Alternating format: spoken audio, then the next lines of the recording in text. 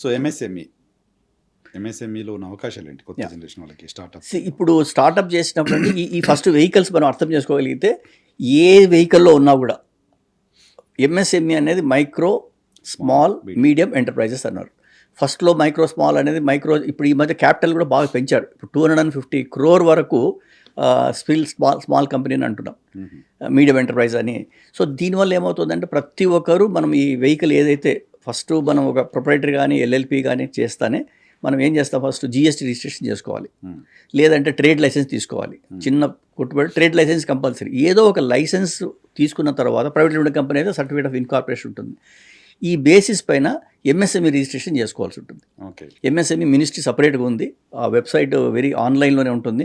You have to give that Aadhaar card, మన KYC ఇవ్వాలి, తర్వాత మన registration certificate to prove that you are doing a business, bank account details అన్నీ ఇస్తే MSME వస్తుంది.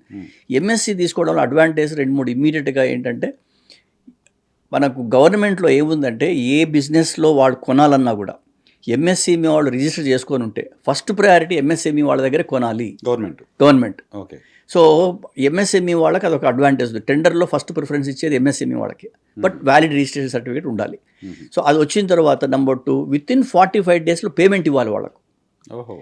ఫస్ట్ 45 days ఉండేది, ఈ మధ్య రెడ్యూస్ చేసి ఈవెన్ 30 days చేశారు. 30 days లోపల మీ పేమెంట్ ఇవ్వకపోతే ఇది not only government, even for example tomorrow big pharma కంపెనీకి ఉంటుంది మీ దగ్గర, చిన్న మ్యానుఫ్యాక్చరింగ్ కంపెనీలో మీ డబ్బు 50 లక్షలు ఇన్వాయిస్ రేస్ చేశారు, 30 రోజుల లోపల ఇవ్వకపోతే 18% ఇంట్రెస్ట్ పే చేయాలి. సో ప్రైవేట్ కంపెనీ ఎవరైనా కూడా. సో ఎవరు ఎంఎస్ఎంఈ దగ్గర కొన్న వస్తువులకు 30 daysలో పేమెంట్ ఇవ్వకపోతే 18% ఇంట్రెస్ట్ ఇవ్వాలి. దాన్ని కంపల్సరీగా బ్యాలెన్స్ షీట్లో ప్రొవిజన్ పెట్టాలి. చార్ట్ అకౌంటెంట్స్కి రెస్పాన్సిబిలిటీ సర్టిఫై చేసినప్పుడు ఎంఎస్ఎంఈలో బియాండ్ 30 days ఎంతమంది ఉన్నారు, వాళ్ళకి ఇంట్రెస్ట్ ప్రొవైడ్ చేశారా లేదా.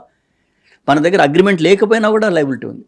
మీరు నాతో అగ్రిమెంట్ అవుతారు, మనకి ఇంట్రెస్ట్ లేదంటే నేను 60 days ఇస్తాను అని చెప్తాను, అయినా కూడా law is protecting MSME people. So ఎంఎస్ఎంఈలో ఆ 30 daysలో పేమెంట్ చేయడం ఇది పెద్ద అడ్వాంటేజ్ ఉంది. ఈ మధ్య ఒక నెగిటివ్ కూడా వస్తుంది. పెద్ద కంపెనీలు ఏం చేస్తున్నారంటే, నేను కొనదలుచుకోలే ఎంఎస్ఎంఈ దగ్గర, ఎంఎస్ఎంఈ లేని వాళ్ళ దగ్గర కొంటాను, ఎందుకంటే కొంటే ఇవన్నీ నాకు ప్రాబ్లమ్స్ వస్తాయి అనే మూడ్లే కూడా వెళ్ళిపోతున్నారు. బట్ తప్పదు. ఈరోజు అనార్గనైజ్ సెక్టర్ జిఎస్టీలో వచ్చిన తర్వాత వెరీ డిఫికల్ట్ టు సర్వైవ్. అందరూ కంపల్సరీగా కంప్లై చేయాల్సిందే, జిఎస్టీ రిజిస్ట్రేషన్ ఉండాల్సిందే, ఎంఎస్ఎంఈతో కొనాల్సిందే. సో లాంగ్ టర్మ్లో ఈ పేమెంట్ డ్యూరేషన్ తగ్గించడం వల్ల రిసీవబుల్స్ ప్రాబ్లం. ఇప్పుడు మీరు ఇంకోటి అనలైజ్ చేస్తే ఎంఎస్ఎంఈ బ్యాలెన్స్ షీట్ చూస్తే మోస్ట్ సఫర్ అయ్యేది వాళ్ళు రిసీవబుల్స్ వల్లనే. 120 days 180 days అని డబ్బులు రావడం, బ్యాంకర్ దగ్గర నుండి వర్కింగ్ క్యాపిటల్ చాలా తక్కువ ఉంటుంది, పేమెంట్ ఏమో శాలరీస్కి కానీ రా మెటీరియల్ నాకెవరు క్రెడిట్ ఇవ్వరు. సో ఈ క్రెడిట్ క్రంచ్ వల్ల మొత్తం సఫర్ అయ్యేది ఎంఎస్ఎంఈ బికాజ్ రిసీవబుల్స్.